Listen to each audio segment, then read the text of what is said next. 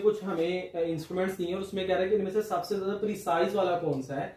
तो ये बात देखें, ये बात मैं आपको पहले भी बता चुका हूँ पिछले एमसीक्यूज के अंदर, कि जिस इंस्ट्रूमेंट का लीस्ट काउंट जितना ज्यादा स्मॉल होगा ना, उसकी प्रिसीजन उतनी ज्यादा होगी। ठीक है, तो हम इन तीनों के जो है ना लीस्ट काउंट्स देख लेते हैं। जिसका लीस्ट काउंट सबसे स्मॉल निकला वो सबसे ज्यादा प्रिसाइज होगा। तो बीम बैलेंस की अगर मैं बात करूं तो बीम बैलेंस का जो लीस्ट काउंट होता है वो मेरे पास होता है 0.1 ग्राम।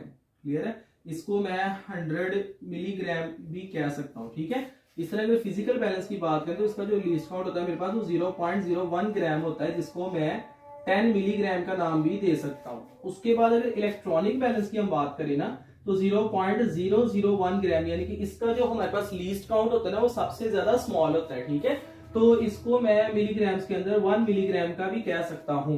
चूंकि इलेक्ट्रॉनिक बैलेंस जो है इसका लीस्ट काउंट सबसे ज्यादा स्मॉलर है, तो इन दैट केस जो सबसे ज्यादा प्रिसाइज होगा वो इलेक्ट्रॉनिक बैलेंस होगा।